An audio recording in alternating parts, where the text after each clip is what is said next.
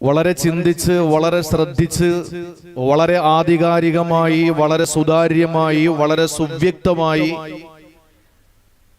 പറയുന്നതാണ് പാവനമായ ഇബാദത്താണ് ജിഹാദ് എന്ന് പറയുന്ന പുണ്യമായ ഇബാദത്ത്.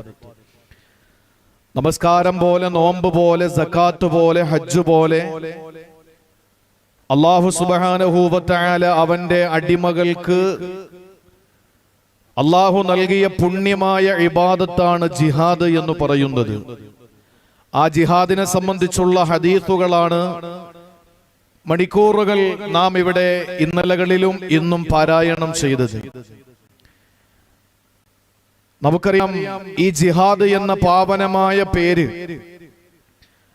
അതിനെ വളരെ വികൃതമാക്കപ്പെടുന്ന അവസ്ഥയിൽ, തെറ്റിദ്ധരിപ്പിക്കപ്പെടുന്ന അവസ്ഥയിൽ വലിച്ചിഴക്കുന്നതിന്റെ പിന്നിൽ കറുത്ത കരങ്ങളുടെ കുൽസിത ശ്രമങ്ങളാണ്. ഏതുപോലെ എന്ന് ചോദിച്ചാൽ, വളരെ വ്യക്തമായി മനസ്സിലാകുന്ന ഭാഷയിൽ പറഞ്ഞാൽ, ഇതര സമുദായത്തിലെ സഹോദര സഹോദരിമാർ അവരുടെ വൈവാഹിക ജീവിതത്തിൽ കല്ലുകടി ഉണ്ടാകുമ്പോൾ അവർ വളരെ കൃത്യമായി ആസൂത്രണം ചെയ്യപ്പെട്ട നിലയിൽ തന്നെ അവർ വിവാഹമോചിതരാകാറുണ്ട്. ഒരിക്കലും നാം ഇതുവരെ മൂന്ന് വിവാഹമോചനം എന്ന് ഇന്നുവരെ നാം വായിച്ചിട്ടോ ഇല്ല. അതുപോലെ ഇംഗ്ലീഷിലാണെങ്കിൽ 3 ഡിവോഴ്സ് എന്ന് പറയുന്ന ഒരു വേർഡ് നമ്മൾ ഇന്നുവരെ നാളിതുവരെ കേട്ടിട്ടില്ല. പക്ഷെ പത്രമാധ്യമങ്ങളിലും ദൃശ്യശ്രാവ്യ മാധ്യമങ്ങളിലും സോഷ്യൽ മീഡിയയിലുമൊക്കെ നാം വായിക്കുന്നതും കേൾക്കുന്നതും മുത്തലാഖ് എന്നാണ്.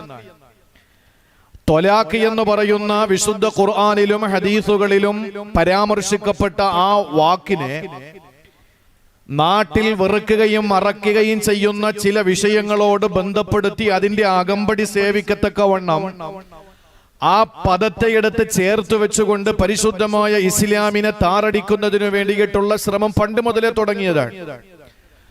ഏതായിരുന്നാലും ത്വലാഖ് എന്ന് പറയുന്ന ആ ഒരു വാക്കിനെ വികൃതമാക്കിയതുപോലെ ജിഹാദ് എന്ന് പറയുന്ന വാക്കിനെയും വികൃതമാക്കാനുള്ള ശ്രമമാണ്. പുണ്യമായ ഇബാദത്താണ് ജിഹാദ് എന്ന് പറയുമ്പോൾ നമുക്കറിയാം, നമ്മളൊക്കെ ഈ പരിശുദ്ധമായ ഹദീസ് നമ്മുടെ അഭിവന്യരായ ഗുരുനാഥന്മാരുടെ പരിശുദ്ധമായ വായയിലൂടെ ഓതി കേൾക്കുമ്പോൾ ഈ പരിശുദ്ധമായ സദസ് നമ്മുടെ മശായിഖുമാരെ കൊണ്ട്, നമ്മുടെ ഉസ്താദുമാരെ കൊണ്ട്, അള്ളാഹുവിന്റെ മാലാഖമാരെ കൊണ്ട്, മോമിനീങ്ങളായ ജിന്നുകളെ കൊണ്ട്, സ്വാലിഹീങ്ങളെ കൊണ്ട്, നമ്മൾ കാണുന്നവരും കാണാത്തവരുമായ നിരവധി അള്ളാഹുവിന്റെ സാലിഹീങ്ങളായ അവന്റെ മുഹിബീങ്ങളെ കൊണ്ട് ഈ ഏറ്റവും ധന്യമായ ഈ സ്ഥലത്ത് പരിശുദ്ധമായ ഹദീസുകൾ പരിശുദ്ധമായ സമയത്ത് ഈ പരിശുദ്ധമായ നമ്മുടെ ഗുരുനാഥന്മാരുടെ വായിലൂടെ ഓതി കേൾക്കുമ്പോൾ നമ്മുടെ ഹൃദയത്തിന്റെ ഉള്ളറകളിൽ പ്രകമ്പനം കൊള്ളുകയാണ്. എവിടെയാണ് ഇന്ന് ഈ പരിപാവനമായ വാക്കുകളെ വലിച്ചിഴക്കുന്നത്? ഒന്ന് മനസ്സിലാക്കുക, ജിഹാദിനോളം മറ്റൊരു അമലിന് സ്ഥാനമുണ്ടോ എന്ന് ചോദിച്ചാൽ വ്യത്യസ്ത സമയങ്ങളിൽ വ്യത്യസ്ത അമലുകൾ, മറ്റു അമലുകൾ ഇതിനോളം വരില്ല എന്ന് പറഞ്ഞ ഹദീസുകൾ നമുക്ക് കാണാൻ കഴിയും. മഹാനായ അബൂ ഹുറൈറ റളിയല്ലാഹു തആല അൻഹുവിൽ നിന്ന് ഇമാം ബുഖാരി തന്നെ റിപ്പോർട്ട് ചെയ്യുന്ന ഇന്നലെയോ ഇന്നോ നാം ഓതിയ ഹദീസിൽ അല്ലാഹുവിന്റെ ഹബീബ് സല്ലല്ലാഹു അലൈഹി വസല്ലമ തങ്ങളുടെ മുന്നിൽ ഒരു സദീർത്യനായ ഒരു സഹാബി, ഒരു സഖാവ് കടന്നു വന്ന് ചോദിച്ചു, ദുല്ലനി അലാ അമലിനി യഅദിലുൽ ജിഹാദ, ജിഹാദിനോട് സമാനമായ ഒരു അമലിനെ എനിക്ക് പറഞ്ഞു തരണമെന്ന് പറഞ്ഞപ്പോൾ തിരുനബി സല്ലല്ലാഹു അലൈഹി വസല്ലമ തങ്ങൾ പറഞ്ഞത് ഞാനത് കണ്ടിട്ടില്ല എന്നാണ്. എന്നിട്ട് നബി സല്ലല്ലാഹു അലൈഹി വസല്ലമ തങ്ങൾ അദ്ദേഹത്തെ ആശ്വസിപ്പിക്കുകയാണ്. ചോദിച്ചൊരു ചോദ്യമുണ്ട്, ആ ചോദ്യത്തിൽ തന്നെ അതിന് ഉത്തരവുമുണ്ട്. എന്തായിരുന്നു ഹബീബായ സല്ലല്ലാഹു അലൈഹി വസല്ലമ തങ്ങൾ ആ സ്വഹാബിയോട് ചോദിച്ചത്? ഇവിടെ നിന്നൊരു മുജാഹിദ് ഒരു യുദ്ധം ചെയ്യുന്നതിനു വേണ്ടി ഒരു സഹാബി ഈ പള്ളിയിൽ നിന്ന് പോയി രണാങ്കണത്തിൽ ഇസ്ലാമിന്റെ സുന്ദരമായ ഭാവിയുടെ ബാസുരതയ്ക്കു വേണ്ടി ഇസ്ലാമിന്റെ വെന്നിക്കൊടി ആകാശ സീമകളിലെ പാർപ്പിച്ചുകൊണ്ട് ജീവൻ അർപ്പിച്ച്, അല്ലെങ്കിൽ ജീവൻ ബലിയർപ്പിക്കാതെ മടങ്ങി വരുന്നത് വരെ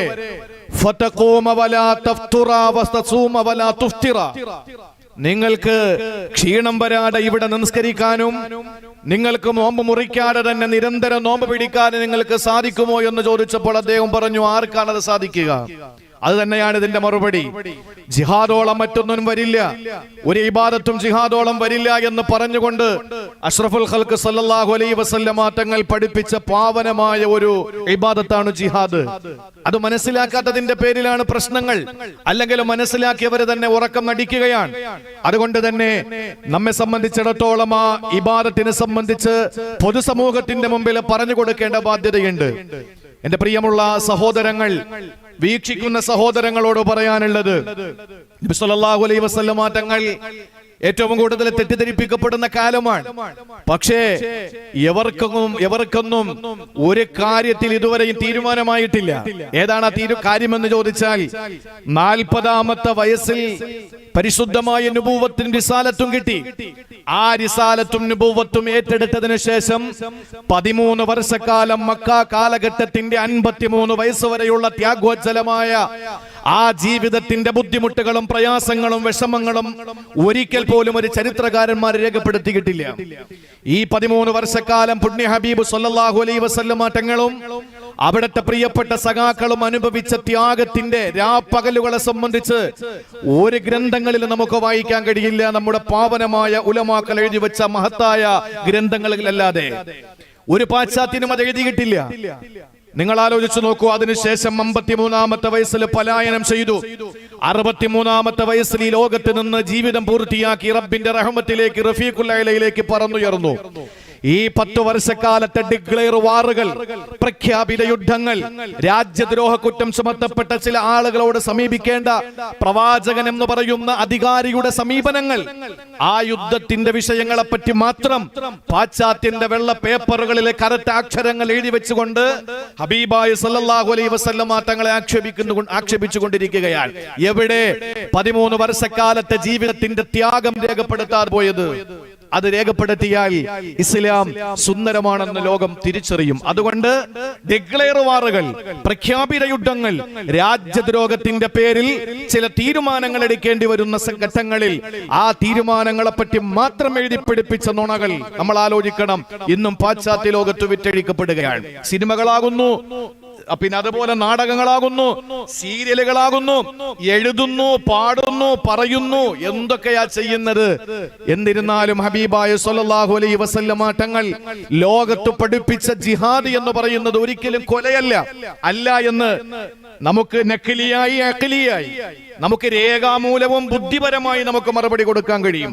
ഏറ്റവും രണ്ട് കാര്യങ്ങൾ മാത്രം ഞാൻ അത് സംബന്ധിച്ച് പറയുകയാണ്.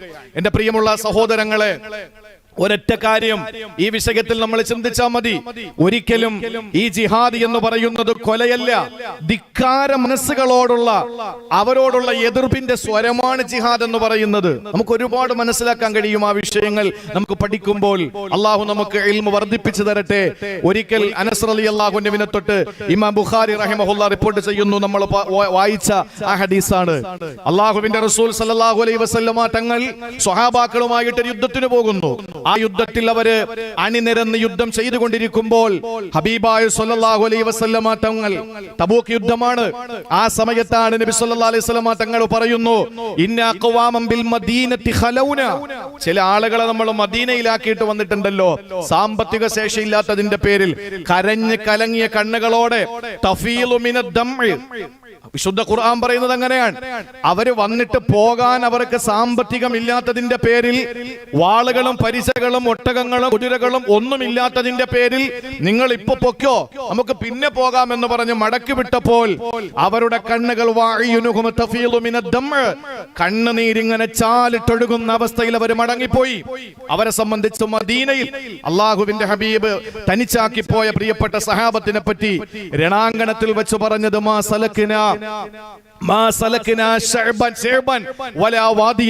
നമ്മളൊരു ചെരുവിലും ഒരു പ്രദേശത്തും നമ്മൾ സഞ്ചരിക്കുന്നില്ല, അവർ നമ്മളോടൊപ്പം ഉണ്ടായിട്ടല്ലാതെ.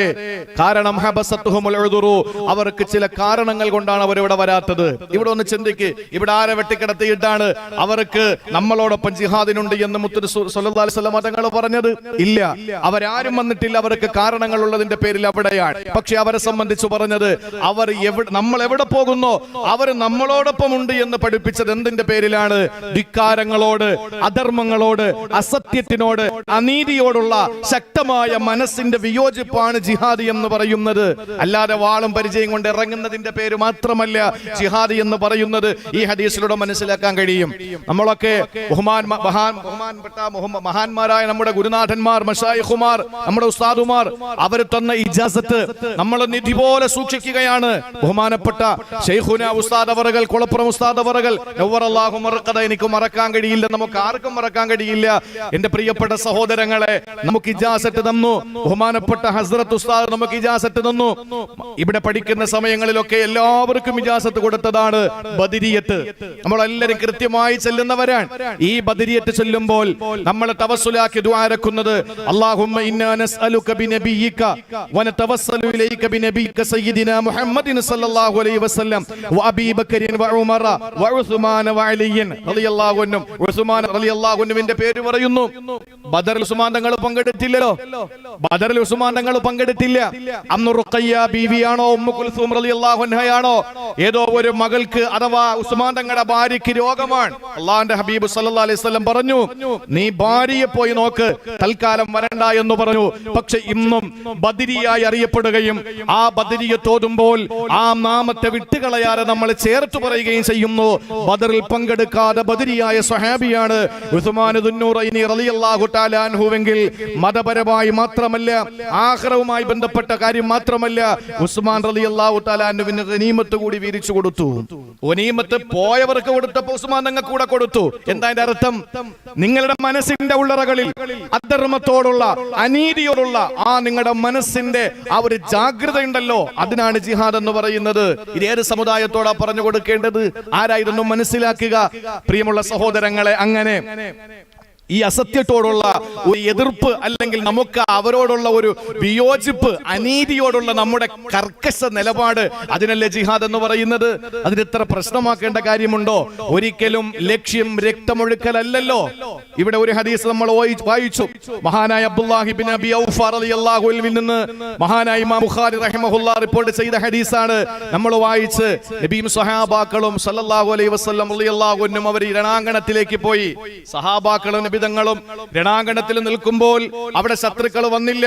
പടിഞ്ഞാറ് സൂര്യൻ അസ്തമിക്കാറായി. ആ സമയത്ത് സഹാബാക്കളുടെ മുഖത്തൊക്കെ വല്ലാത്തൊരു വാട്ടം വന്നു. കാരണം എന്താ? നമ്മൾ പ്രതീക്ഷയോടെ കാത്തു വന്നതല്ലേ, അവരാരെയും കാണുന്നില്ലല്ലോ. ആ സമയത്ത് തിരുനബി സല്ലല്ലാഹു അലൈഹി വസല്ലമ തങ്ങൾ അവിടെ നിന്നുകൊണ്ട് ഉജ്ജ്വലമായ ഒരു പ്രഭാഷണം നടത്തി. ആ പ്രഭാഷണം പാശ്ചാത്യന്റെ ഗ്രന്ഥങ്ങളിൽ കാണാൻ നമുക്ക് കഴിയില്ല. എന്തായിരുന്നു? തിരുനബി സല്ലല്ലാഹു അലൈഹി വസല്ലം അവിടെ നിന്ന് ഗംഭീരമായ പ്രോജ്വലമായ ഒരു വലിയ പ്രഭാഷണം നബി സല്ലല്ലാഹു അലൈഹി വസല്ലം തങ്ങളുടെ കാഴ്ചവെച്ചു. അയ്യുഹന്നാസ്, ഓ മനുഷ്യരെ, ലാ തതമന്നഉ ലിഖാൽ അദുവ്, ശത്രുക്കളെ കണ്ടുമുട്ടണമെന്ന് ഒരാളും ആഗ്രഹിക്കരുത്. വസ്സലുല്ലാഹൽ ആഫിയ, നിങ്ങൾ അല്ലാഹുവിനോട് ശാരീരിക സൗഖ്യത്തെയാണ് ചോദിക്കേണ്ടത്. നിങ്ങൾ റബ്ബിനോട് ആഫിയത്തിന് ചോദിക്ക്. നിങ്ങൾ ആര് ശത്രുക്കൾ വന്നെങ്കിലൊന്ന് കൊതിച്ചു പോകരുത്. നിങ്ങളുടെ മുഖത്ത് നിന്ന് വായിച്ചെടുക്കാൻ കഴിയുന്നുണ്ട്.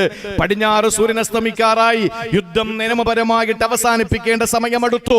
ആ സമയത്തും ശത്രുക്കൾ കടന്നു വരാത്തതിന്റെ പേരിൽ നിങ്ങളുടെ മനസ്സിന്റെ ഉള്ളറകളിലുള്ള വിഷാദത്തിന്റെ ആ ഒരു വലിയ കോള് നിങ്ങളുടെ മുഖത്ത് ഞാൻ കാണുന്നുണ്ട്. അതുകൊണ്ട്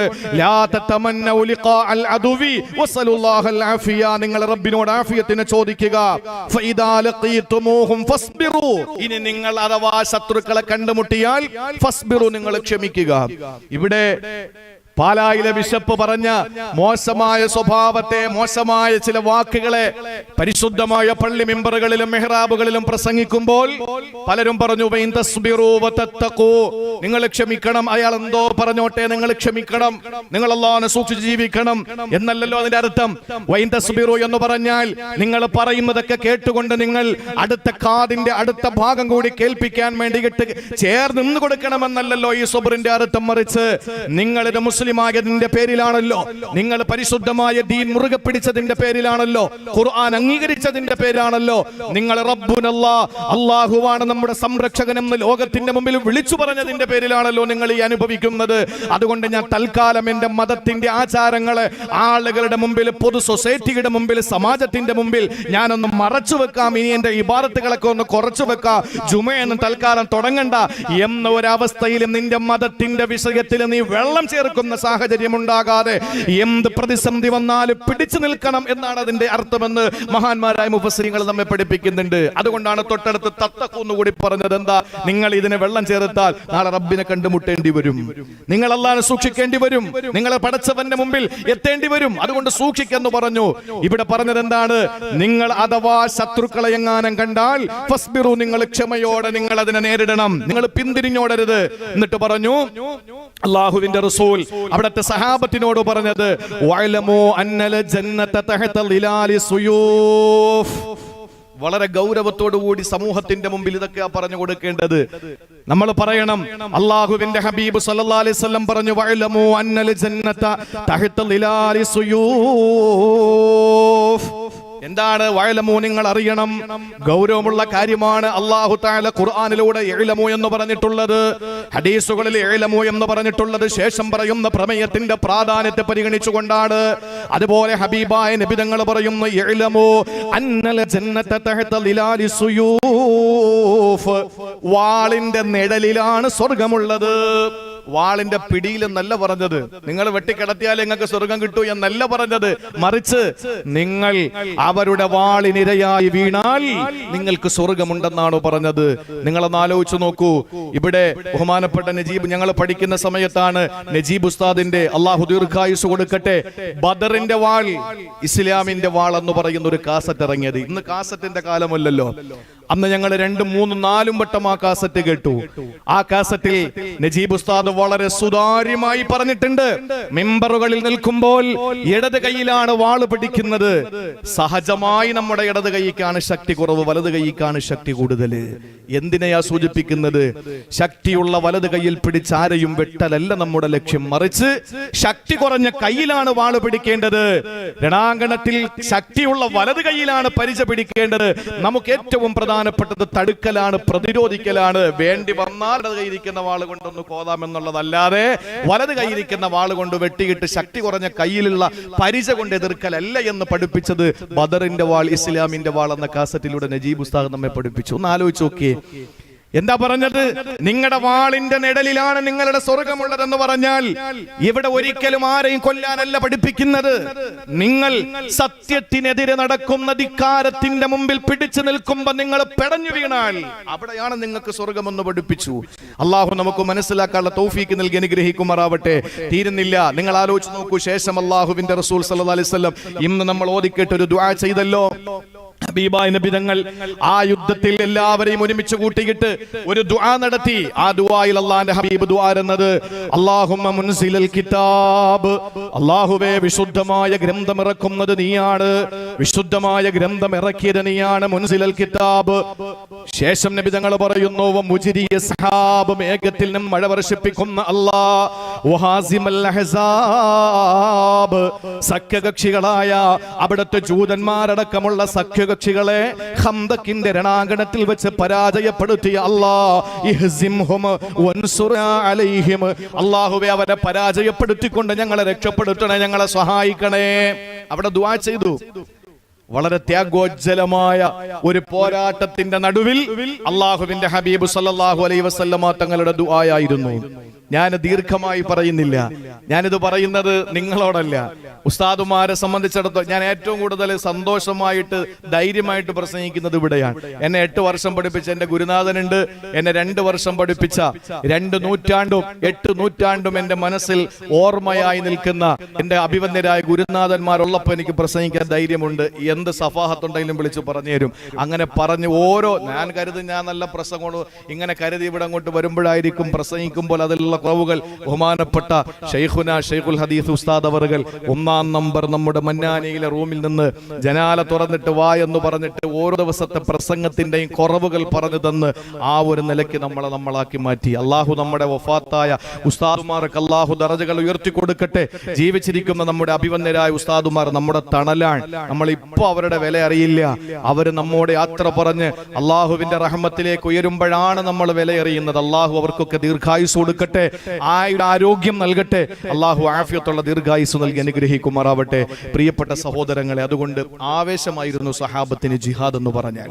ഞാൻ ഏറ്റവും മർമ്മപ്രധാനമായ കാര്യം ഒരു 5 മിനിറ്റോടെ കഴിയും പറഞ്ഞ് ഞാൻ അവസാനിപ്പിക്കാം. നമുക്ക് അപ്പോഴും ജനങ്ങൾക്ക് മനസ്സിലാകും ഇത് പൊതുജനത്തിന് വേണ്ടിയിട്ടാണ് പറയുന്നത്. എന്റെ പ്രിയമുള്ള സഹോദരങ്ങളെ, ആവേശമായിരുന്നു അവർക്ക്. ഖൈബറില് ഇന്നിപ്പോ വായിച്ച ഹദീസാണ്. ഖൈബർ യുദ്ധം നടക്കുന്ന സമയത്ത് അള്ളാഹുവിന്റെ ഹബീബ് സല്ലല്ലാഹു അലൈഹി വസല്ലം പറഞ്ഞു, നാളെ ഞാൻ അള്ളാഹു പൊരുത്തപ്പെട്ട ഒരു മനുഷ്യന്റെ കയ്യിൽ ഇസ്ലാമിന്റെ പതാക കൈമാറും. അദ്ദേഹം പോയി ഫതഹാക്കിയിട്ട് വരുമെന്ന് പറഞ്ഞു. എല്ലാവരും ആഗ്രഹിച്ചത് ഞാനായിരുന്നെങ്കിൽ. അവസാനം ചോദിച്ചു, ഐന അലി, എന്റെ അലി എവിടെ? ആ സമയത്ത് സഹാബാക്കൾ, നമ്മളൊക്കെ ആണല്ലോ, ഏതെങ്കിലും ഒരു കാര്യം പറഞ്ഞാൽ നമ്മൾ പറയും അയാൾ ഇവിടെ ഇല്ല. നല്ല കാര്യമാണെങ്കിൽ പറയും അദ്ദേഹം വീട്ടിലാണ്, സുഖമില്ല എന്നൊക്കെ പറയുന്നത് പോലെ സഹാബത്തും പറഞ്ഞു അദ്ദേഹം കണ്ണിത്തീനമായിട്ട് കിടക്കുകയാണ്. അലി റളിയല്ലാഹു അൻഹു കണ്ണിന് സുഖമില്ലാതെ കിടക്കുകയാണ്. ആ സമയത്ത് നമുക്കറിയാം, ഏത് പ്രശ്നം ഉണ്ടെങ്കിലും അള്ളാന്റെ ഹബീബ് സല്ലല്ലാഹു അലൈഹി വസല്ലം തങ്ങൾ പറഞ്ഞു, അലിനെ വിളിച്ചു കൊണ്ടുവാ. സഹാബാക്കളെ വീട്ടിൽ ചെന്നിട്ട് പറഞ്ഞു, അലി റളിയല്ലാഹു അൻഹു നേരെ റസൂലുള്ളാഹി സ്വല്ലല്ലാഹു അലൈഹി വസല്ലം മുമ്പിൽ വന്നു. ആ സമയത്ത് അള്ളാഹുവിന്റെ ഹബീബ് ഫബസഖ അലാ ഐനൈഹി, അള്ളാഹുവിന്റെ ഹബീബ് സല്ലല്ലാഹു അലൈഹി വസല്ലം തങ്ങളുടെ തുപ്പുനീര് അലി റളിയല്ലാഹുവിന്റെ കണ്ണിൽ പുരട്ടി കൊടുത്തു. ഫബരിഅ, രോഗം ശമനമായി. ഓടി. അവസാനം അലി റളിയല്ലാഹു തആല അൻഹു ഖൈബർ രണഭൂമിയിലേക്ക് ഇറങ്ങിയിട്ട് മുറഹിബ് രാജാവിനോട് പോരടിച്ചുകൊണ്ട് ഖൈബർ കോട്ടയുടെ വാതിൽ പൊട്ടിപ്പിളർന്നു പോകുന്ന സാഹചര്യം ഉണ്ടാകുന്നു. അവസാനം അദ്ദേഹത്തിന്റെ പരിചയം പൊളിഞ്ഞു പോകുമ്പോ നിലത്ത് വീണ് കിടക്കുന്ന ഖൈബറിന്റെ കോട്ടവാതിലിനെ പിടിച്ചെടുത്തിട്ട് അത് പരിചയമായി ഉപയോഗിച്ചു. എത്രയോ സഹാബാക്കൾ പിന്നീട് അത് ഉയർത്തി നോക്കിയിട്ട് നടന്നില്ല. അലി റളിയല്ലാഹു അൻഹു ആ ഉമ്മനീര് കണ്ണിൽ പുരണ്ടതിനു ശേഷം ഒരു രോഗവും പിടിപെട്ടിട്ടില്ല. അതുകൊണ്ടല്ലേ നമ്മൾ വെള്ളം വെക്കുന്നത് ഇവിടെ ഓതാൻ. കാരണം നമുക്ക്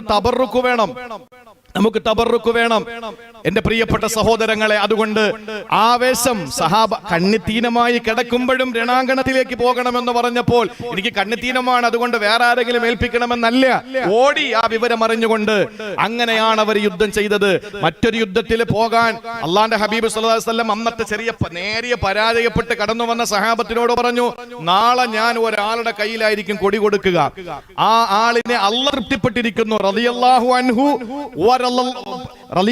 അൻഹു അള്ളാഹു അദ്ദേഹത്തിന് തൃപ്തിപ്പെട്ടിരിക്കുന്നു. അള്ളാഹു അയാളെ തൃപ്തിപ്പെട്ടു എന്ന് മാത്രമല്ല, അയാൾ അള്ളാഹുവിൽ സംപ്രീതനാണ്, അള്ളാഹുവിൽ പരിപൂർണ സംതൃപ്തനാണ്.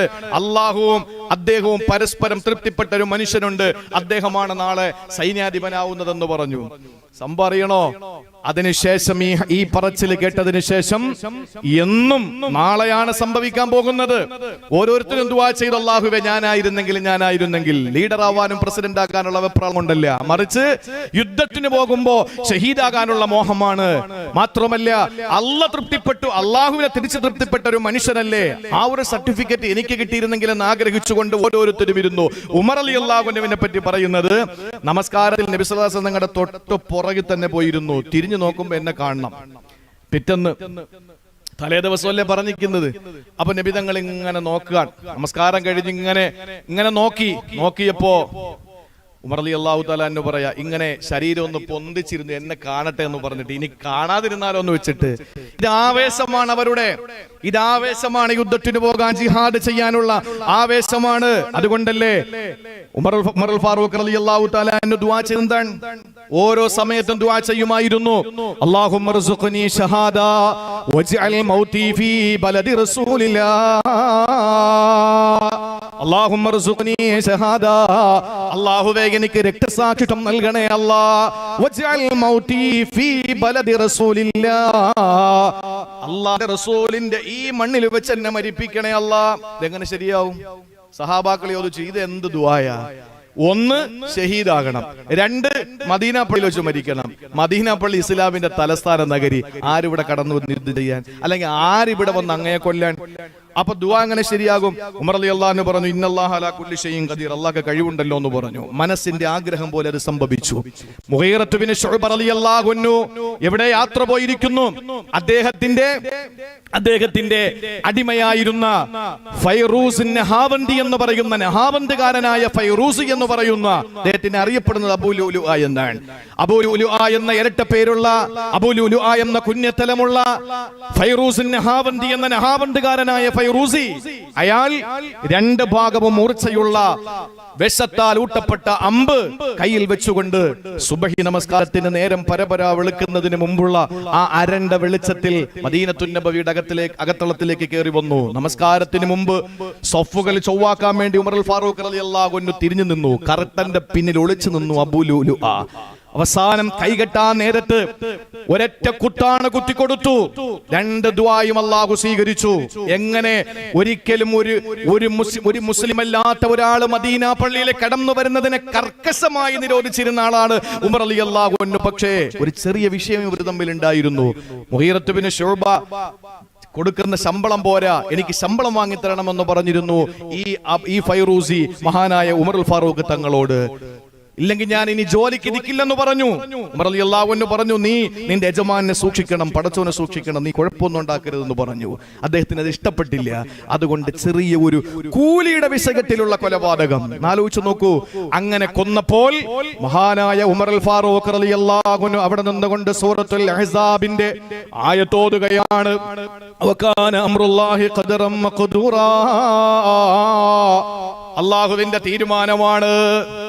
അപ്പോ എനിക്ക് രക്തസാക്ഷിത്വം വേണമെന്ന് ആഗ്രഹിച്ച് നടന്ന ആളാണ് മഹാനായ ഉമർ ഫാറൂഖ് റളിയല്ലാഹു അൻഹു. തീരുന്നില്ല. ഇങ്ങനെ പോയാൽ ഒരുപാട് വിഷയങ്ങൾ മഹാന്മാരായ സ്വഹാബാക്കൾ അവർ യുദ്ധത്തിന് ജിഹാദിനു വേണ്ടിയിട്ട് കൊതിച്ചിരുന്നു. പക്ഷെ ഇവിടെ നമ്മൾ വായിക്കേണ്ട, നമ്മൾ മനസ്സിലാക്കേണ്ട ഒരു കാര്യം, നബി സല്ലല്ലാഹു അലൈഹി വസല്ലമ തങ്ങൾ പോലും, ഇന്നലെ നമ്മൾ വായിച്ചു, നബി സല്ലല്ലാഹു അലൈഹി വസല്ലമ തങ്ങൾ പോലും വലിയ ആഗ്രഹമായിരുന്നല്ലോ. കാരണം എന്താണ്? പച്ചപ്പനന്തത്തയുടെ ഉള്ളറകളിൽ സന്നിവേശിപ്പിക്കപ്പെട്ട ആത്മാക്കളായി അർശിന്റെ താഴ്ഭാഗത്ത് തൂക്കിയിടപ്പെട്ട വിളക്കുമാടത്തിൽ അഭയം പ്രാപിക്കുകയും പാറി ഉല്ലസിക്കുകയും ചെയ്യുമെന്ന് പറഞ്ഞ ആ പച്ചപ്പനന്തത്തയുടെ ഉള്ളിലാണ് അർവാഹുകൾ, ശുഹദാക്കളുടെ റൂഹുകൾ. മരിച്ചിട്ടും മരിക്കാത്തവരെന്ന് ഖുർആൻ പറഞ്ഞത് ഹാജിമാരെ പറ്റിയല്ല. ആരെ പറ്റിയാണ്? വലാ തഹ്സബന്നല്ലദീന ഖുതിലൂ ഫീ സബീലില്ലാഹി അംവാതാ ബൽ അഹ്യാഉൻ ഇൻദ റബ്ബിഹിം യുർസഖൂൻ, ജീവിച്ചിരിക്കുന്നു അല്ലാഹുവിന്റെ അടുക്കൽ എന്ന് പറഞ്ഞു. മരിച്ചിട്ടും മരിച്ചെന്ന് പറയരുത്. ബദരീങ്ങൾ മരിച്ചു എന്നല്ല പറയേണ്ടത്. അങ്ങനെ അത്രത്തോളം ആദരവ് ഖുർആനിലൂടെയും ഹദീസിലൂടെയും കൊടുത്ത ഈ മഹാന്മാരായ അള്ളാഹുവിന്റെ ശുഹദാക്കൾ, ആ ശുഹദാക്കളുടെ പട്ടികയിൽ എത്തിച്ചേരുന്നതിന് വേണ്ടിയിട്ട് ആഗ്രഹിച്ചുകൊണ്ട് നബി സല്ലല്ലാഹു അലൈഹി വസല്ലം തങ്ങൾ പോലും എന്താ പറഞ്ഞത്? ഒരു രണാങ്കണത്തിൽ വെച്ച് ഒന്ന് കൈമുറിഞ്ഞിട്ട്, ഇന്നലെ നമ്മൾ വായിച്ചു, ആ കൈമുറിഞ്ഞിട്ട് നബി സല്ലല്ലാഹു അലൈഹി വസല്ലം തങ്ങളുടെ വിരലുകളിൽ നിന്ന് രക്തം വന്നപ്പോൾ ഹൽ അംദി ഇല്ലാ ഇസ്ബഉന ദമീതി വഫീ സബീലില്ലാഹി മാലഖീതി, റിസാലത്തിന്റെ വിരലുകളിൽ നിന്ന് റിസാലത്തിന്റെ ചോരത്തുള്ളികൾ ഇറ്റുവീഴുമ്പോൾ ഹബീബായ നബി സല്ലല്ലാഹു അലൈഹി വസല്ലമ തങ്ങൾ പറഞ്ഞത് ഹൽ അംദി ഇല്ലാ ഇസ്ബഉൻ ദമീതി, ഇത് നീ ഒരു വിരൽ മുറിഞ്ഞെന്നല്ലേ ഉള്ളൂ, വിരലിൽ നിന്ന് രക്തം വീഴുന്നല്ലേ ഉള്ളൂ, വഫീ സബീലില്ലാഹി മാലഖീതി, അല്ലാഹുവിന്റെ മാർഗ്ഗത്തിലല്ലേ ഇതൊക്കെ എന്ന് പറഞ്ഞ് അതുപോലും ഹബീബായ നബി തങ്ങൾ ആശയോടെ ആവേശത്തോടെ നോക്കി നിന്നെങ്കിൽ ചിന്തിച്ചു നോക്കൂ, ഈ പരിശുദ്ധമായ ജിഹാദിനെ തെറ്റിദ്ധരിപ്പിക്കപ്പെട്ടുകൊണ്ടിരിക്കുകയാണ്. ഞാൻ പറയുന്നു, ഉലമാക്കൾ പറഞ്ഞു ജിഹാദ് 4 സൈസ് ഉണ്ട്. ഒന്ന് ജിഹാദുൻ നഫ്സ്. ആദ്യം പറഞ്ഞത് ഉലമാക്കൽ ജിഹാദുൻ നഫ്സാണ്. പറഞ്ഞു കൊടുക്കട്ടെ, നമുക്ക് പറഞ്ഞു കൊടുക്കാൻ സമൂഹത്തോട്. ജിഹാദ് എന്ന പേര് കേൾക്കുമ്പോ ഹാലിളകിയിട്ട് ഇങ്ങനെ ഒരേ കണക്കിന് ആളുകൾ ഇങ്ങനെ വരികയാണ്. ഭക്ഷണ തളികയിലേക്ക്, സുപ്രയിലേക്ക് കൈകൾ നീണ്ടുവരുന്നത് പോലെ നാടിന്റെ നാനാഭാഗങ്ങളിൽ നിന്ന് എല്ലാവരുടെയും കൈകൾ വന്നുകൊണ്ടിരിക്കുകയാണ്, ഒരു ഭക്ഷണ തളികയിലേക്ക് വരുന്നത് പോലെ. എന്തിന്റെ പേരിൽ? ഈ പരിശുദ്ധ ജിഹാദി എന്ന വാക്കിന്റെ പേരിൽ, അവരൊറ്റ വാക്കിന്റെ പേരിലാണ് എന്തൊക്കെ കള്ളങ്ങളാ പത്രങ്ങൾ എഴുതിവിടുന്നത്. 5-6 വർഷങ്ങൾക്ക് മുമ്പ് ഒരു പത്രത്തിൽ ഹജ്ജിന്റെ സമയത്ത് ഒരു വലിയ വെണ്ടയ്ക്ക് നിരത്തിയ ഒരു വാർത്ത ഉണ്ടായിരുന്നു. എന്താണെന്നറിയോ? മിനയിൽ കല്ലേറ്. വലിയ ഹെഡിങ് ആയിരുന്നു. അപ്പൊ ആളുകളൊക്കെ പറഞ്ഞടാ യൗമാർ എവിടെ പോയാലും കുഴപ്പമാണല്ലോ, അവിടെ പോയിട്ടും കല്ലെറിയലാണ് ജോലിയെന്ന്. ഇത് 3 ജംറകളിലെ ചെറിയ കല്ല് അതെടുത്ത് ആരപുറത്തെറിഞ്ഞാലും ഈ കോവിഡ് പോസിറ്റീവായി എല്ലാ അർത്ഥത്തിലും ഓക്സിജൻ തീരായിരിക്കുന്നവന്റെ പുറത്തിട്ട് തലം മരിക്കൂല. അങ്ങനത്തെ ഒരു ചെറിയ കല്ലെടുത്ത് 3 ജംറകൾ എറിയുന്ന പ്രതീകാത്മകമായി സുന്നത്ത് ഇബാദത്തായി എറിയുന്ന ആ ഒരു എറിച്ചിലിനെ പോലും ഇവിടുത്തെ പത്രമാധ്യമങ്ങളിൽ മിനായിൽ കല്ലേറിയെന്ന് വലിയ വെണ്ടയ്ക്ക് നിരത്തി എഴുതിയിട്ട് മുസ്ലിമീങ്ങൾ ആക്ഷേപിച്ചുകൊണ്ടിരിക്കുന്നു. എത്ര മോശമാണ്. അപ്പൊ നമ്മളിത് പറയാതിരുന്നാലോ? അപ്പൊ ആദ്യത്തെ ജിഹാദ് എന്ന് പറയുന്നത് ജിഹാദുൻ നഫ്സ്, സ്വന്തം ശരീരത്തോടുള്ള ജിഹാദ്. യുദ്ധം കഴിഞ്ഞു വന്നു, വലിയ നഷ്ടങ്ങൾ ഉണ്ട് ആ യുദ്ധം കഴിഞ്ഞു വന്നപ്പോ ഹബീബായ് സല്ലല്ലാഹു അലൈഹി വസല്ലം പറഞ്ഞു, സഹാബ ചെറിയ യുദ്ധം കഴിഞ്ഞു, ഇനി വലിയ യുദ്ധത്തിന് തയ്യാറെടുത്തോ. നിരവധി ആളുകൾ രക്തസാക്ഷിയായി, ഒരുപാട് നഷ്ടങ്ങൾ ഉണ്ട് ആ യുദ്ധമാണ്. നബിയെ ഇപ്പൊ ഒരു വലിയ യുദ്ധമായിരുന്നല്ലോ, ഇതിനേക്കാളും വലുതാണ് ഇനി വരാൻ പോകുന്നത്. അതെ, അത് നിങ്ങളുടെ നഫ്സാനിയത്തിനോടുള്ള പോരാട്ടമാണ്. നിങ്ങളുടെ അന്തർലീനമായിരിക്കുന്ന നിങ്ങളുടെ ആ ഒരു ശഹവത്തുണ്ടല്ലോ, വൈകാരികത, നിങ്ങളുടെ നഫ്സാനിയത്ത്, ആ നഫ്സാനിയത്തിനോടുള്ള നിങ്ങളുടെ പോരാട്ടമാണ് എന്ന് പറഞ്ഞു. അതാണ് ജിഹാദുൻ നഫ്സ്. അല്ലാഹുവിന്റെ റസൂൽ സല്ലല്ലാഹു അലൈഹി വസല്ലം പറഞ്ഞല്ലോ, ഫുലാലത്ത് ബിൻ ഉബൈദില്ലാഹ് റളിയല്ലാഹു അൻഹുവിനെ തൊട്ട് ഇമാം അഹ്മദ് റഹ്മത്തുള്ളാഹി റിപ്പോർട്ട് ചെയ്യുന്ന ഹദീസിൽ പറഞ്ഞല്ലോ, അൽ മുജാഹിദു മൻ ജാഹദ നഫ്സഹു ഫീ സബീലില്ലാഹ്. സ്വന്തം നഫ്സിനോട് ജിഹാദ് ചെയ്യലാണ് വലിയ ജിഹാദ് എന്ന് പറയുന്നത്. സ്വന്തം ശരീരത്തെ സുബഹി നിസ്കാരത്തിന് മാമരങ്കോ ചുമന്ന തണുപ്പത്ത്, സുബഹി നിസ്കാരത്തിനും അതിനു മുമ്പുള്ള തഹജ്ജുദിനും നിന്റെ നഫ്സാനിയത്തിനോട് പോരാടിയിട്ട് എഴുന്നേക്കാൻ നിനക്ക് കഴിയുമെങ്കിൽ അതല്ലേ ഏറ്റവും വലിയ ജിഹാദ് എന്ന് പറയുന്നത്. യുദ്ധത്തിന് പോകുന്നവരൊക്കെ കാരമില്ലാതെ പോകുന്നത്, പക്ഷെ സുബഹീകരിക്കാണിക്കാന്ന് പറയുന്നത് ഏറ്റവും വലിയ ജിഹാദാ. രണ്ടാമത്തെ ജിഹാദ് ജിഹാദു ശൈത്വാൻ, ശൈത്താനോടുള്ള ജിഹാദാണ്, അവനെ അടിച്ചു കിടത്താൻ. അതിനാണ് ഉലമാക്കൾ വേണ്ടത്. ഫഇന്ന ഫഖീഹന വാഹിദൻ മുതവരിആ അശദ്ദു അല ശൈത്വാനി മിൻ അൽഫി ആബിദീ. തഅലീമുൽ മുതഅല്ലിമിലൊക്കെ നമ്മൾ ആദ്യം പഠിച്ചതാ. ഫഇന്ന ഫഖീഹന വാഹിദൻ മുതവരിആ, വറഉള്ള ഒരു പണ്ഡിതൻ ഉണ്ടല്ലോ, അശദ്ദു അല ശൈത്വാനി മിൻ അൽഫി ആബിദി, 1000ഓളം വരുന്ന അല്ലാഹുവിനെ ഇൽമില്ലാതെ ആരാധിക്കുന്ന അല്ലാഹുവിന്റെ അടിമകളായ സത്സാലിഹീങ്ങളായ അല്ലാഹുവിന്റെ ആബിദീങ്ങളെക്കാൾ ശൈത്താനെ തടഞ്ഞു നിർത്താനുള്ള കെൽപ്പുള്ളത് ഒരു വറഉള്ള പണ്ഡിതനാണ്.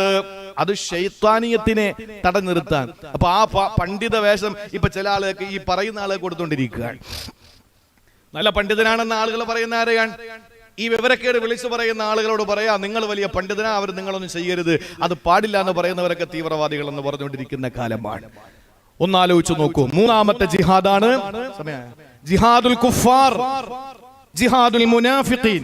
2 സൈസ്, ജിഹാദുൽ കുഫാറും ജിഹാദുൽ മുനാഫിഖീൻ. യാ അയ്യുഹൽ നബിയു ജാഹിദിൽ കുഫാറ വൽ മുനാഫിഖീൻ, സൂറത്ത് തൗബ. ചുരുക്കി പറഞ്ഞാൽ ഈ ജിഹാദ് എന്ന് പറയുന്നത് നമ്മെ സംബന്ധിച്ചിടത്തോളം വലിയ വലിയ അർത്ഥ തലങ്ങളിലേക്ക്, ആശയ തലങ്ങളിലേക്ക് ഇറങ്ങി ചെല്ലേണ്ട വലിയ സുപ്രധാനമായ ചില നമ്മുടെ ഈ വാക്ക്, ഈ ജിഹാദ് എന്ന വാക്കിനെ അറിഞ്ഞോ അറിയാതെയോ നമ്മളാണ് ധർമ്മസമരം എന്ന് അർത്ഥം കൊടുത്തത്. ജിഹാദ് നമ്മൾ അറിഞ്ഞോ അറിയാതോ ധർമ്മസമരം എന്ന് ഈ വാക്കിന് അർത്ഥം കൊടുത്തത് കൊണ്ടാണ് തെറ്റിദ്ധരിപ്പിക്കപ്പെടുന്നത്. നമ്മൾ ഏത് ഡിക്ഷണറി എടുത്ത് നോക്കിയാലും ജിഹാദ് എന്ന് പറഞ്ഞാൽ പരിശ്രമം, കഠിന പരിശ്രമം. ജിഹാദ് എത്ര ഹദീസുകൾ അതിന് തെളിവായുണ്ട്. ഞാൻ 2-3 മിനിറ്റ് കൊണ്ട് ഞാൻ, അല്ലെങ്കിൽ 4 മിനിറ്റ് കൊണ്ട് ഞാൻ അവസാനിപ്പിക്കാം. ഒന്ന് നോക്കൂ. ജിഹാദ് എന്ന് പറയുന്നത് 70 സ്ഥലങ്ങളിലെ വിശുദ്ധ ഖുർആൻ ജിഹാദ്, ഖിതാൽ അടക്കമുള്ള സമാനമായ മുത്തറാദിഫായ പദങ്ങൾ കൊണ്ട് 70 സ്ഥലങ്ങളിൽ മാത്രമാണ് വിശുദ്ധ ഖുർആനിൽ ഈ ജിഹാദിന്റെ ഖിതാൽ പോലുള്ള അർത്ഥം വരുന്ന വാക്കുകൾ, വേടുകൾ ഉപയോഗിച്ചിട്ടുള്ളത്. കാരുണ്യം എന്ന വാക്ക് എത്ര മുകളില അതിനേക്കാൾ. റഹ്മത്ത്, റഹ്മാൻ എന്ന് പറയുന്നത് എത്ര മുകളില. ആകെ 70 പ്രാവശ്യം മാത്രമാണ്. അബ്ദുല്ലാഹി ബിൻ അംർ റളിയല്ലാഹു തആല അൻഹുവിനെ തൊട്ട് ഇമാം ബുഖാരി റിപ്പോർട്ട് ചെയ്യുന്ന ഹദീസിൽ കാണാം. നമുക്കറിയാം ജിഹാദ് എന്ന് പറയുന്നത് വെറും വാൾ കൊണ്ടുള്ള പരിപാടി മാത്രമല്ല എന്ന് തെളിയിക്കുന്ന 3-4 ഹദീസുകൾ പറഞ്ഞുകൊണ്ട് ഞാൻ അവസാനിപ്പിച്ചേക്കാം. ഒന്ന്, മാതാപിതാക്കളെ നല്ലപോലെ നോക്കുന്നില്ല എന്ന പരാതി ഉള്ള ആളോ അല്ലെങ്കിൽ നോക്കുന്നതിന് കൂടുതൽ ജാഗ്രത പുലർത്താത്ത ആളോ ആയ ഒരാൾ യുദ്ധത്തിനു വേണ്ടി അനുവാദം ചോദിക്കാൻ വേണ്ടി വന്നു. ആ സമയത്ത്, അതും ഇന്ന് വായിച്ചതാണ്, ചോദിച്ചു, അല്ലാഹുവിന്റെ ഹബീബേ, യുദ്ധത്തിന് എനിക്ക് അനുവാദമുണ്ടോ? ആ സമയത്ത് എന്താ അഷ്റഫുൽ ഖൽഖ് സല്ലല്ലാഹു അലൈഹി വസല്ലം പറഞ്ഞത്? നിങ്ങളുടെ വീട്ടിൽ മാതാപിതാക്കൾ ജീവിച്ചിരിപ്പുണ്ടോ? ഉണ്ട് നബിയെ. ഫഫീഹിമാ ഫജാഹിദ്, അവർ രണ്ടുപേരിൽ നിങ്ങൾ ജിഹാദ് ചെയ്യും എന്ന് പറഞ്ഞ വാപ്പായമായി വെട്ടിക്കിടത്തണമെന്നാണോ? ഈ ജിഹാദ് എന്ന് പറയുന്ന അർത്ഥം ഇങ്ങനെയാണ് എന്ന് പറയുന്ന ആളുകൾ, മാതാപിതാക്കൾ, ജീവിച്ചിരിക്കുന്ന വൃദ്ധരായ മാതാപിതാക്കളുണ്ട്, അവരെ നോക്കാത്തൊരു മോൻ വന്നു, അല്ലെങ്കിൽ നോക്കുന്നതിന് കുറവുള്ളൊരു മോൻ വന്നു, എന്തോ ആകാം. ആ സമയത്ത് പറഞ്ഞു, വീട്ടിൽ ഞാൻ യുദ്ധത്തിൽ വരട്ടെ നബിയെ, വീട്ടിൽ വാപ്പായും ഉണ്ടോ? ഉണ്ട്. എന്ന വീട്ടിൽ പോയി ഫജാഹിദ്, അവരുടെ ഒരു ജിഹാദ് ചെയ്യും എന്ന് പറഞ്ഞാൽ വെട്ടി നിർത്താനല്ല, മറിച്ച് അവർക്ക് വേണ്ട ഹിദ്മത്തുകൾ ചെയ്തുകൊണ്ട് അവിടെയും ജാഹിദ് ജിഹാദ് എന്ന വാക്കല്ലേ. ഇതെന്തേ തമ്പുരാന്മാരെ കാണാത്തത്? ഇതെന്തുകൊണ്ടാണ് ഈ പവിത്രമായ ഈ പരിശുദ്ധമായ ഇബാദത്തിനെ കൈവാരിത്തേക്കുന്നത്? തീരുന്നില്ല. രണ്ടാമത്തെ നോക്കൂ, ഇതിന്റെ ഫضല് കേട്ടപ്പോ, ജിഹാദിന്റെ മഹത്വം കേട്ടപ്പോൾ ആയിഷ റളിയല്ലാഹു തആല അൻഹ നേരെ ചെന്നിട്ട് അഷ്റഫുൽ ഖൽഖ് സല്ലല്ലാഹു അലൈഹി വസല്ലം തങ്ങളോട് ചോദിച്ചു, നബിയേ, യുദ്ധത്തിന് ഞാനും വരട്ടെ? ആ സമയത്ത് അല്ലാഹുവിന്റെ ഹബീബ് സല്ലല്ലാഹു അലൈഹി വസല്ലം പറഞ്ഞു, അഫ്ളലുൽ ജിഹാദി ഹജ്ജും മബ്റൂർ. ഏറ്റവും ശ്രേഷ്ഠമായ ജിഹാദ് എന്ന് പറയുന്നത് ഹജ്ജിന് പോകലാണ്. പരിശുദ്ധമായ കഅബാലയത്തിന്റെ ഇഷ്ടികകൾ ഇളക്കി കളയണമെന്നോ, പരിശുദ്ധമായ നമ്മുടെ ഹജറുൽ അസ്വദിനെ പൊളിച്ചു കളയണമെന്നോ, സഫയും മറുവയും ഒക്കെ കൊണ്ട് ഇടിച്ചു നിരത്തണമെന്നോ, സംസം കിണറിനെ വറ്റിക്കണമെന്നല്ല അതിന്റെ അർത്ഥം. നീ അഫ്ളലുൽ ജിഹാദി ഹജ്ജും മബ്റൂർ എന്ന് പറഞ്ഞാൽ അതൊരു ത്യാഗമാണ്, പരിശ്രമമാണ്. എന്തേ ആ വേർഡിനെ ഇവിടെ കാണാതെ പോകുന്നു? തീരുന്നില്ല. മറ്റൊരു കാര്യം അല്ലാഹുവിന്റെ പരിശുദ്ധമായ ഖുർആനിൽ തന്നെ കാണുന്നുണ്ട്. വിശുദ്ധ ഖുർആൻ പറയുന്നുണ്ട്, ഫലാ തുതിഉൽ കാഫിരീൻ വജാഹിദുഹും ബിഹി ജിഹാദൻ കബീറ. സൂറത്തുൽ ഫുർഖാൻ എന്താ പറഞ്ഞത്? ഫലാ തുതിഉൽ കാഫിരീൻ വജാഹിദുഹും ബിഹി. അല്ലാഹു പറയുന്നു, വജാഹിദുഹും ബിഹി ജിഹാദൻ കബീറ. ജിഹാദൻ കബീറ, വലിയ യുദ്ധം നിങ്ങൾ ചെയ്യണം. ഫലാ തുതിഉൽ കാഫിരീൻ, ഒരൊറ്റ കാഫിറിനെയും ഒരൊറ്റ മഖ്ലൂക്കിനെ നിങ്ങൾ അനുസരിക്കരുത്. വജാഹിദുഹും, നിങ്ങൾ അവരോട് ജിഹാദ് ചെയ്യണം. ബിഹി, ഇതുകൊണ്ട് നിങ്ങൾ ജിഹാദ് ചെയ്യണം. ആ ഇത് എന്ന് പറയുന്ന ബിഹിയുടെ മർജിയിലേക്ക് ലാ സൈഫ്, വാളല്ല, മറിച്ച് ഖാല ഇബ്നു അബ്ബാസ് റഹ്മത്തുള്ളാഹി അലൈഹിമാ റഈസുൽ മുഫസ്സിരീൻ, അഷ്റഫുൽ ഖൽഖിന്റെ 5 വിരലുകൾ നെഞ്ചത്തേക്ക് ചേർത്ത് വെച്ചിട്ട് അല്ലാഹു അല്ലിമുൽ കിതാബ്, ഖുർആൻ പഠിപ്പിച്ചു കൊടുക്കുക പടച്ചവനെ. അപ്പോഴും പഠിപ്പിച്ചു കൊടുത്തിരിക്കുന്ന അഷ്റഫുൽ ഖൽഖ കേട്ടുകൊണ്ടിരിക്കുന്ന ഇബ്നു അബ്ബാസ് റളിയല്ലാഹു അൻഹുമയാണ്. പക്ഷേ അല്ലാഹുവേ പോരാ, നീ നേരിട്ട് പഠിപ്പിച്ചു കൊടുക്കണമെന്ന് പറഞ്ഞു. ആ ഒരൊറ്റ ദുആ കാരണം റഈസുൽ മുഫസ്സിരീനായി. ആ റഈസുൽ മുഫസ്സിരീൻ അബ്ദുല്ലാഹി ഇബ്നു അബ്ബാസ് റളിയല്ലാഹു അൻഹു പറഞ്ഞത്, ബിഹി അയൽ ഖുർആൻ, ഖുർആൻ കൊണ്ട് ധർമ്മ സമരം ചെയ്യണമെന്നാണ്. ഇനി ബുദ്ധിപരമായ മറുപടി കൂടിയുണ്ട്. അതിനെ എങ്ങനെയെങ്കിലുമൊക്കെ വാളാക്കിക്കൊണ്ട് ചില ഇമാമിയങ്ങൾ അതിനെ ബിസൈഫി എന്ന് പറഞ്ഞിട്ടുണ്ടെങ്കിൽ പോലും അതല്ല എന്ന് പറയാൻ ബുദ്ധി ഉപയോഗിച്ച് നമുക്ക് പറയാം. സൂറത്തുൽ ഫുർഖാൻ മക്കിയാണ്. 13 വർഷക്കാല യുദ്ധത്തിന് അനുവാദം കിട്ടിയില്ല. മദീനയിൽ ചെന്നു ആദ്യത്തെ കൊല്ലവും കിട്ടിയില്ല. രണ്ടാമത്തെ കൊല്ലം, ഹിജ്റയുടെ 2-ാം കൊല്ലം 55-ാമത്തെ വയസ്സിലാണ് ആദ്യമായിട്ട് ബദർ യുദ്ധത്തിന് അനുവാദം കിട്ടുന്നത്. നിങ്ങൾക്ക് അനുവാദം തന്നിരിക്കാൻ അടിച്ചോളാൻ പറഞ്ഞു. എന്നാലോചിച്ചോക്കെ, അതിനു മുമ്പ് മക്കയിൽ വെച്ച് അവതരിപ്പിക്കപ്പെട്ട സൂറത്തുൽ ഫുർഖാനിൽ ജാഹിദുഹും ബിഹി ജിഹാദൻ കബീറ എന്ന് പറഞ്ഞാൽ ഖുർആൻ കൊണ്ട് ധർമ്മസമരം ചെയ്യാനാ, അല്ലെങ്കിൽ ഖുർആൻ കൊണ്ട് ജിഹാദ് ചെയ്യാനാ, അല്ലെങ്കിൽ ഖുർആൻ കൊണ്ട് നിങ്ങൾ പരിശ്രമിക്കാനാ? ഒന്ന് ആലോചിച്ച് നോക്കൂ. എന്ന് പറഞ്ഞ ഖുർആൻ കൊണ്ട് എന്ത് ചെയ്യാനാ?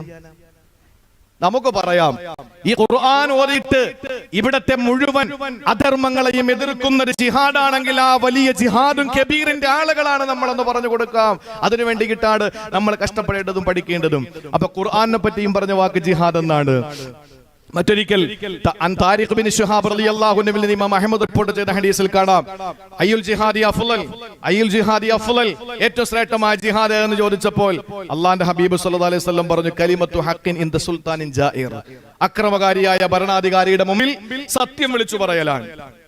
അക്രമിയായ ഭരണാധികാരിയുടെ മുമ്പിൽ സത്യം വിളിച്ചു പറയലാണ്. അത് ഏറ്റവും വലിയ ജിഹാദ് എന്ന് പഠിപ്പിച്ചു. അപ്പൊ ഒന്ന് ആലോചിച്ച് നോക്കിയേ, അപ്പൊ സത്യം വിളിച്ചു പറയൽ പോലും ജിഹാദാണ്.